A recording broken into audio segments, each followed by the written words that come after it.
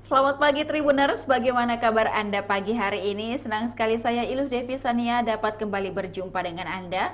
Kali ini dalam program spesial Highlight Koran Tribun Timur, edisi Rabu 14 Februari 2024, spesial hari Pemilu 2024. Tribuners, sudahkah Anda menyalurkan hak pilih Anda? Jika belum, segera datangi TPS terdekat, gunakan hak pilih Anda pada Pemilu 2024 hari ini. Tribuners, beragam berita tersaji untuk Anda dalam koran Tribun Timur hari ini. Yang pertama, kita dapat melihat di halaman pertama, hasil Pilpres diketahui pukul 15.00 waktu Indonesia Tengah. 6 lembaga survei gelar quick count. Kemudian PJ Gubernur datangi KPU dan Bawaslu sehari sebelum pencoblosan. Hasil pemilihan Presiden 2024 sudah bisa diketahui pukul 15.00 WITA. Sejumlah lembaga survei akan melakukan quick count selama kurang lebih 15 jam non-stop. Untuk mengawal pesta demokrasi ini, Kompas.com, salah satu media ternama Indonesia, akan menggelar live streaming hitung cepat hasil Pilpres 2024. Kemudian Kompas.com juga akan menggandeng 6 lembaga survei yang kredibel untuk meramaikan program hitung cepat ini. Keenam lembaga survei itu merupakan Litbang Kompas, Carta Politika Indonesia, Indikator Politik Indonesia, Lembaga Survei Indonesia, Poltreking Indonesia, dan Populis Center. Untuk diketahui, metodologi yang digunakan setiap lembaga survei tersebut berbeda. Litbang Kompas misalnya menggunakan metodologi Stratified Random Sampling dari 2000 TPS di 38 provinsi dengan margin error di bawah 1%. Kemudian Carta Politika menggunakan metodologi Stratified Cluster Random Sampling dari 2000 TPS di 38 provinsi dengan margin error 1%. Lembaga Survei Indikator Politik Indonesia menggunakan metodologi random sampling dari 3.000 TPS di 38 provinsi dengan margin error 1%. Sementara itu LSI menggunakan metodologi random sampling dari 2.000 TPS di 38 provinsi dengan margin error 1,5%. Kemudian untuk Tribuners yang belum terdaftar di DPT atau tidak terdaftar di DPT, jangan khawatir, Tribuners tetap dapat menyalurkan hak pilih Tribuners dengan catatan membawa KTP elektronik. Calon pemilih yang sudah memenuhi syarat menjadi pemilih dalam pemilu 2024 namun tidak terdaftar dalam DPT akan menjadi atau masuk dalam daftar pemilih khusus atau DPK. Pemilih tersebut tetap bisa menggunakan hak pilihnya dengan syarat memiliki KTP elektronik. DPK adalah daftar pemilih yang memiliki identitas kependudukan tetapi belum terdaftar dalam DPT dan DPTB atau daftar pemilih tambahan. Sebagaimana diatur dalam peraturan KPU atau PKPU nomor 7 tahun 2022. Kemudian ini dia syarat-syaratnya. Syarat dan ketentuan memilih bagi pemilih DPK. Yang pertama, pemilih DPK merupakan pemilih yang tidak terdaftar dalam DPT dan DPTB tetapi memenuhi syarat sebagai pemilih. Yang kedua, pemilih DPK dapat menggunakan hak pilihnya pada hari pemungutan suara dengan menunjukkan KTP elektronik.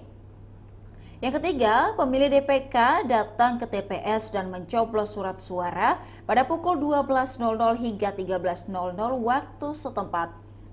Yang keempat, DPK pada hari pemungutan suara dicatat oleh kelompok penyelenggara pemungutan suara dalam daftar hadir di TPS dan dilaporkan kepada KPU Kabupaten Kota.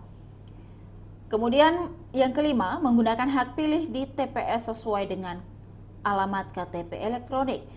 Yang keenam, dapat dilayani sepanjang surat suara masih tersedia. Yang ketujuh, mendapatkan surat suara Presiden dan Wakil Presiden, DPD, DPR, DPRD Provinsi, DPRD Kabupaten dan Kota dengan ketentuan berbagai syarat. Kemudian Tribuners, kita beralih ke halaman 2. Dari rubrik nasional, 204 juta rakyat Indonesia pesta demokrasi hari ini. Hari ini, negara dengan sistem demokrasi terbesar Indonesia akan menyelenggarakan pesta demokrasi pada Rabu 14 Februari 2024. Sebanyak 204,8 juta rakyat Indonesia akan menyalurkan pilihannya. Angka itu terdiri dari pemilih di dalam dan luar negeri yang tersebar di 514 kabupaten kota, 38 provinsi dan 128 negara perwakilan. DPT Pemilu 2024 dalam negeri paling banyak berada di Provinsi Jawa Barat, sedangkan paling sedikit di Provinsi Papua Selatan, seperti terlihat pada grafis yang ada di bawah. Kemudian jika dilihat dari pulau atau kawasannya, pemilih terbesar berasal dari Pulau Jawa dengan porsi sekitar 56% dari total jumlah pemilih nasional. Adapun Maluku Papua menjadi kawasan dengan pemilih paling sedikit. Urutan pertama adalah Jawa Barat, kemudian disusul Jawa Timur, Jawa Tengah, Sumatera Utara, kemudian Banten dan DKI Jakarta. Sementara Sulawesi Selatan pun masuk dalam 7 besar pemilih terbesar di Indonesia. Sebanyak 95% pemilih akan menggunakan hak pilihnya di pemilu 2024 kali ini. Hal itu berdasarkan survei Litbang Kompas per 29 Januari sampai 2 Februari. Survei Litbang Kompas dilakukan dengan cara wawancara via telepon ke 510 responden dari 34 provinsi secara acak.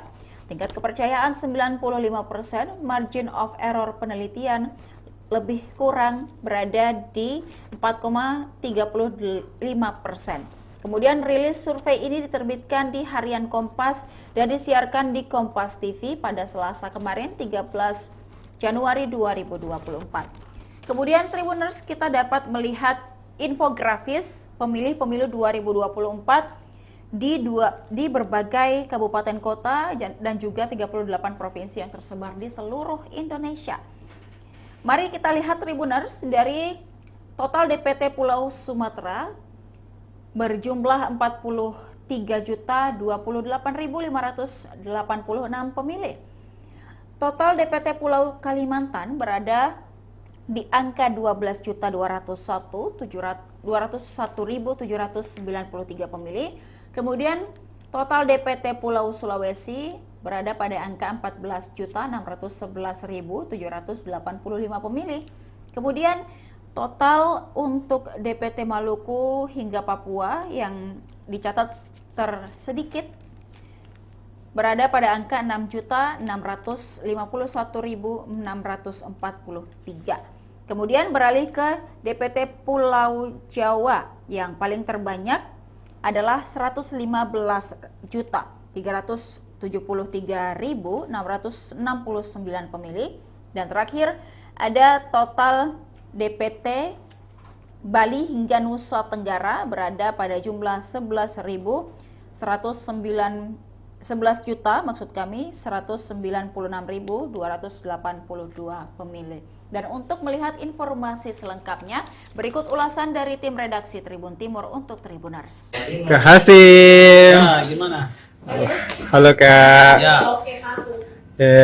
Hari ini Kak, apa dibahas di halaman nasional?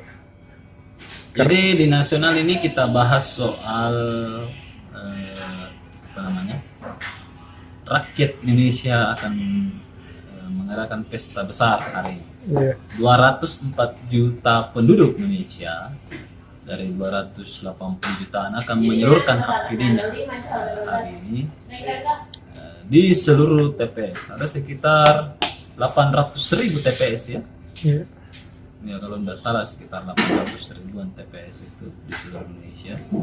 Di Sulsel itu 20.000-an lebih TPS, jadi memang lumayan banyak sekali, sekitar 30.000 TPS, di Makassar 40.000-an. Jadi selamat kepada Anda semua yang memilih hari ini, dan sekali lagi gunakan hak pilih Anda dengan sebaik-baiknya.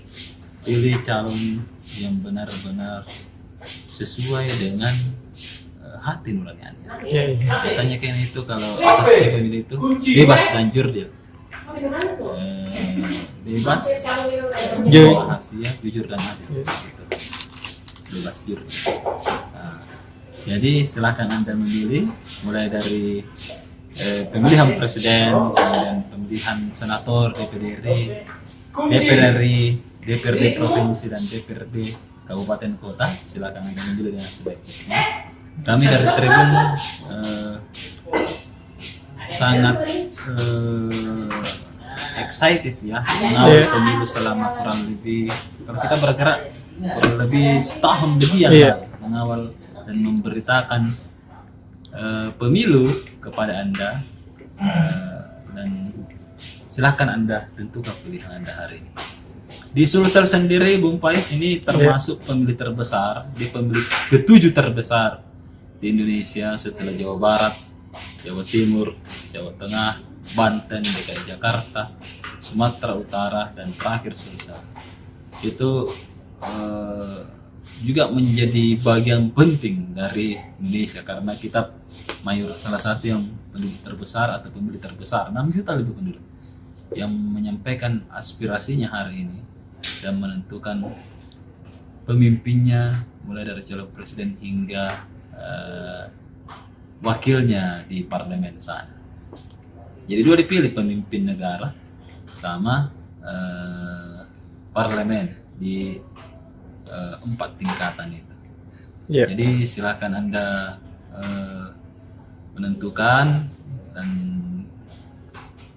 survei Litbang Kompas menyampaikan kemarin sekitar 95% yang disurvei akan melakukan pemilihan.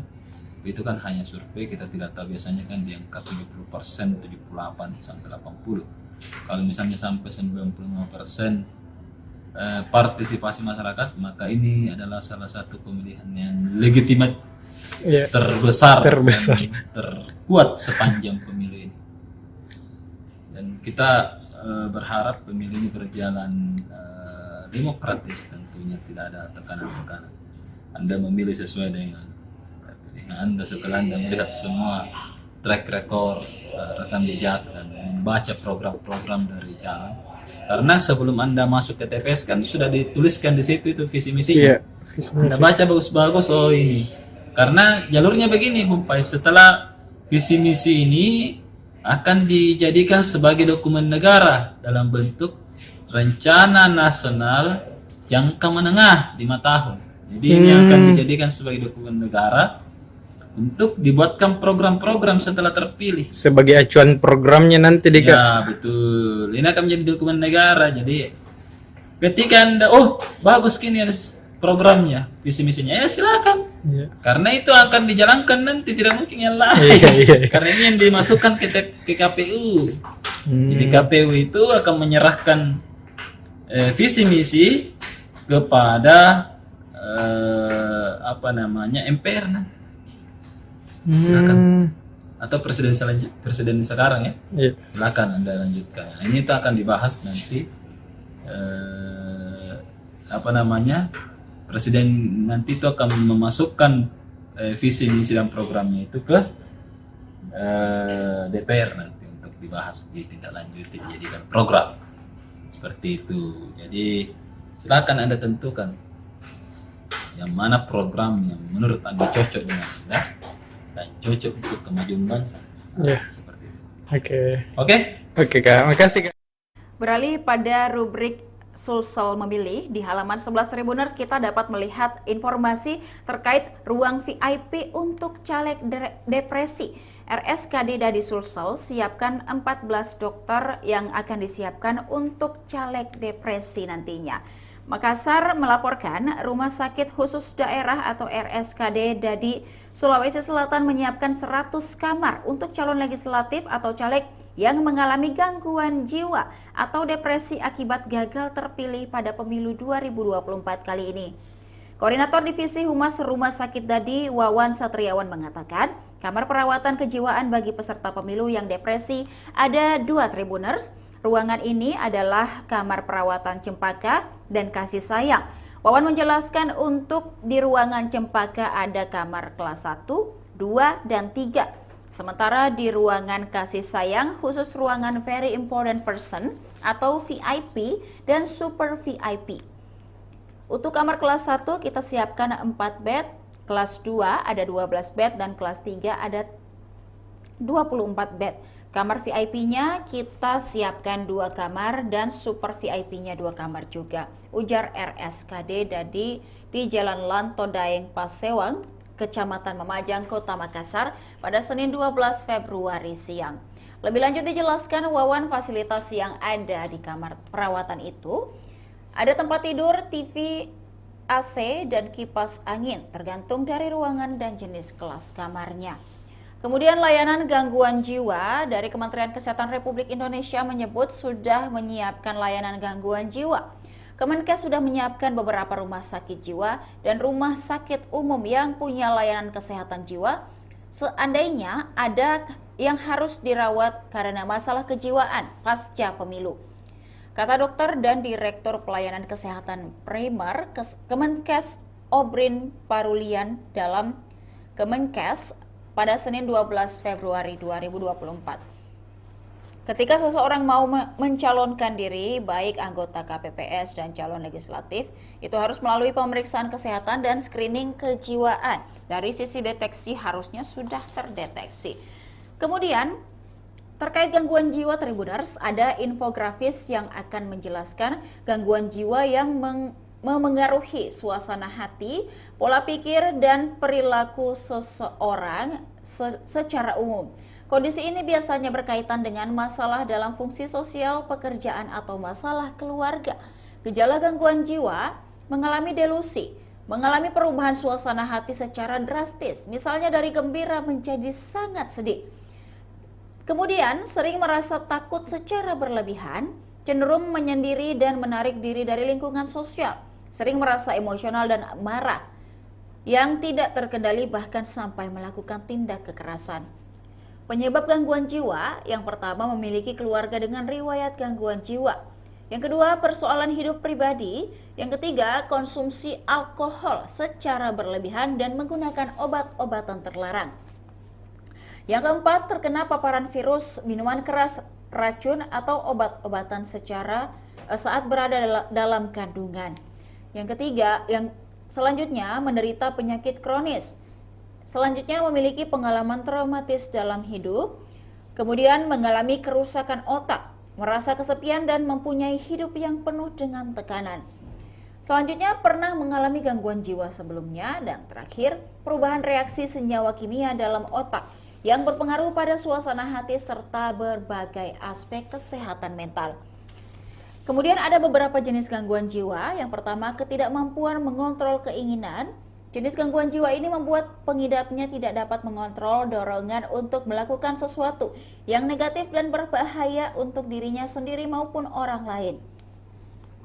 Selanjutnya, gangguan cemas. Gangguan cemas ditandai dengan kecemasan saat merespons situasi atau objek tertentu sulit untuk dikendalikan, sehingga menyebabkan pengidapnya merasa takut dan panik hingga jantungnya berdetak lebih cepat. Selanjutnya juga Tribuners, ini ternyata ada gangguan makan. Gangguan makan menyebabkan penderitanya mengalami perubahan perilaku, kebiasaan, dan emosi yang berhubungan dengan berat badan serta makanan. Kemudian ada gangguan psikotik. Gangguan psikotik dapat mengarahkan kesadaran dan pikiran manusia secara abnormal. Kemudian ada gangguan disosiatif. Gangguan disosiatif atau gangguan kepribadian ganda atau lebih adalah kondisi ketika seseorang mengalami gangguan pada ingatan, identitas, dan kesadaran terhadap diri sendiri serta lingkungan yang ditempatinya. Selanjutnya, gangguan mood atau afektif. Gangguan ini ditandai dengan perubahan suasana hati dalam waktu yang sangat singkat. Contohnya gangguan bipolar dan depresi. Terakhir, ada PTSD atau gangguan stres pasca trauma. PTSD adalah gangguan jiwa yang bisa terjadi akibat adanya pengalaman traumatis. Misalnya pelecehan seksual, bencana alam, kematian orang yang dicintai, atau kecelakaan. Untuk melihat informasi selengkapnya Tribuners, berikut ulasan dari tim redaksi Tribun Timur untuk Tribuners. Halo Kazim. Ya, gimana kabarnya Bung Pai? Alhamdulillah. Ya. Mau Kak, tanya nih Kak, apa dibahas di halaman Sulsel Memilih? Nah, jadi di Sulsel Memilih ini selain mungkin ya persiapan dari daerah penyaluran logistik, pembuatan TPS, pengamanan surat suara, dan persiapan semua. Ya. Yang menarik juga itu ada juga ternyata persiapannya rumah sakit khusus Dadit. Jadi ini rumah sakit Saraf di Sulsel. Jadi dia menyiapkan ruang super VIP untuk caleg yang stres atau depresi kalau kalah. Iya. Karena kan ini ngeri bos, persiapannya lumayan panjang. Ada yang persiapannya sudah 2 tahun lalu, ada juga yang persiapannya 3 bulan lalu Ji. Nah, yang stres ini kalau persiapan 2 tahun lalu kemudian tidak terpilih, nah, seperti itu. Jadi ada kamar super VIP di rumah sakit Dadi. Jadi selain itu rumah sakit Dadi juga ternyata menyiapkan 14 dokter khusus untuk pelayanan caleg-caleg yang ingin dirawat mentalnya atau jiwanya setelah pemilih. Karena kan pasti terguncang, capek dan lain-lain. Jadi disiapkan. Kita belum cek di rumah sakit lain, tapi memang khusus di sana memang untuk masalah kejiwaan itu di rumah sakit Dadi. Jadi kita juga turunkan apa-apa saja sih indikatornya orang yang stres atau terganggu kejiwaannya, seperti berhalusinasi yang dia katakan lolos kayak ini, tidak kuterima itu saranmu, tidak kuterima sarannya itu tim, saya lolos ini, padahal kan sudah dilaporkan misalnya tidak lolos gini Pak buta. Iya. Seperti itu, karena kan memang kalau dalam pertarungan ini ada menang ada kalah, dan dalam satu dapil itu lebih 100 yang bertarung. Anggaplah kalau dapil Sul Makassar 1 ya, di Kecamatan Rapocini, Umar Ujung Pandan Makassar Rapocini itu 10 calon, kemudian 9 calon, setiap partai dikali 18. Iya. Berapa tuh kira-kira? Itu lebih 100, hampir 200. Iya. 9 cuma di duduk ini dong. Kira-kira begitu. Jadi memang ada yang apalagi head to head di partainya ya. Iya, iya. Siapa sebenarnya akan duduk Juara di kursi 1 pertama ini? Itu yang biasanya yang banyak bikin stres seperti itu. Jadi ini yang kita turunkan bagaimana sih sebenarnya indikasi-indikasinya berhalusinasi, kemudian selalu melamun sendiri dan lain-lain, itu memang harus disarankan untuk dibawa ke apa namanya, ke rumah sakit jiwa. bahasa dulunya tuh. Iya. Sekarang itu rumah sakit SAR khusus dari rumah sakit khusus RSKD daerah. Seperti itu. Jadi ada juga kita turunkan apa namanya, beberapa distribusi dan pengamanan. Dan memang ini kan mulai dari hari ini sudah ada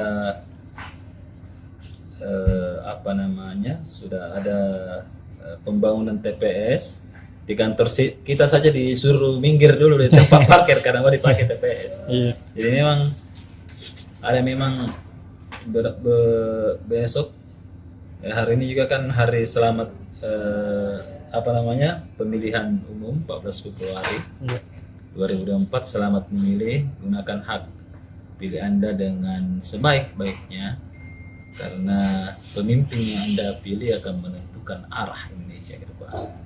Seperti itu. Terkhusus juga di Makassar dan Sulawesi Selatan, seluruh Sulawesi Selatan. Kalau disebut satu-satu panjang ini. 24 kabupaten kota jadi dong saja. Oke, itu. Makasih Kak. Tribuners, demikian tadi highlight Koran Tribun Timur edisi spesial 14 Februari Pemilu 2024. Beragam informasi juga tersedia dalam koran hari ini. Bagi Tribuners yang ingin membaca selengkapnya, Tribuners dapat mendapatkan Koran Tribun Timur di agen-agen terdekat. Dan untuk berlangganan selama 1 bulan sebanyak Rp80.000 dan 1 tahun Rp1 juta. Tribuners dapat menghubungi hotline subscriber di 0411 811 5500 atau di hotline Tribun Family Card melalui SMS dan WhatsApp di 081 1413 5555. Tribuners, Anda dapat melihat juga informasi lainnya di akun YouTube dan Facebook Tribun Timur, Mata Lokal Menjangkau Indonesia. Saya Ilu Devi Sania dan kru yang bertugas pamit undur diri. Terima kasih dan sampai jumpa.